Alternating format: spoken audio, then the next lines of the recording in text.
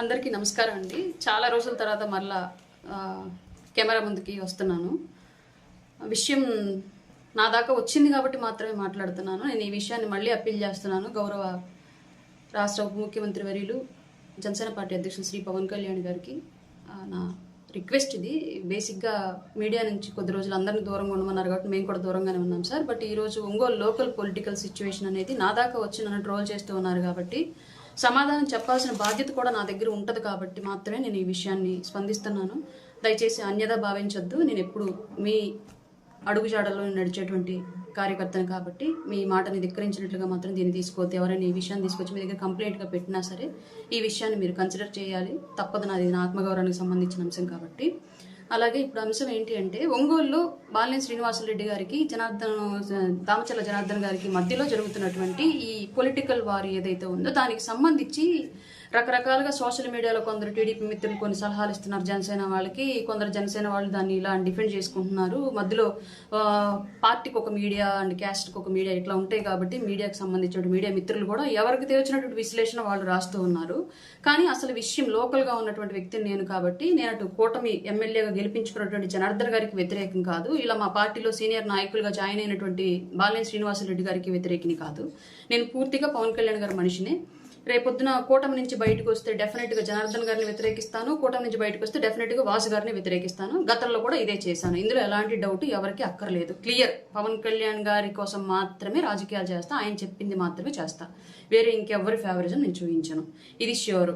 ఇంకొకటి, ఇప్పుడు అసలు విషయానికి వస్తాను. విషయం జరిగింది ఏంటి అంటే, పూర్తిగా ఒక 5 నెలల క్రితం లోకల్గా ఎమ్మెల్యేగా ఉన్నటువంటి దామచర్ల జనార్దన్ గారి మీద ఒక 20 పేజీల లెటర్ ఏమో అంటది. బేసిక్గా నేను అన్ని పేజీలు నేను చూడలేదు, నాకేదో కొన్ని సోషల్ మీడియాలో ఒక 2-3 పేపర్లే వచ్చాయి. అది కూడా ఎందుకు వచ్చాయి అంటే, ఆ పోస్ట్ని కేవలం ఫార్వర్డ్ చేశాడని ఒకే ఒక కారణంతో ఒక జనసేన కార్యకర్తని తీసుకెళ్లి పోలీసులు నైట్ పగలు స్టేషన్లో పెట్టి టార్చర్ చేశారు.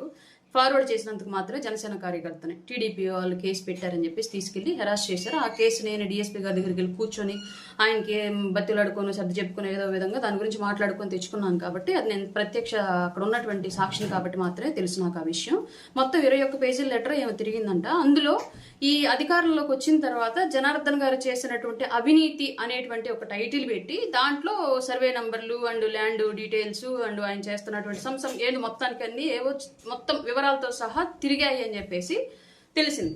దాంట్లో భాగంగా ఎఫ్ఐఆర్ నమోదైంది. కేసు ఎవరు పెట్టారు ఇలా చెప్పండి అన్నట్లుగా గౌరవ ఎమ్మెల్యే గారు ఆయన మనుషులతో కేసు పెట్టించారు. అందులో ఇన్వెస్టిగేషన్ లో భాగంగా కిరణ్ అనేటువంటి ఒక టీడీపీ కార్యకర్త ఎమ్మెల్యే గారు అనుచరుడే ఈ విషయం చేశాడు అని తెలిసింది ఇన్వెస్టిగేషన్ అని చెప్తున్నారు.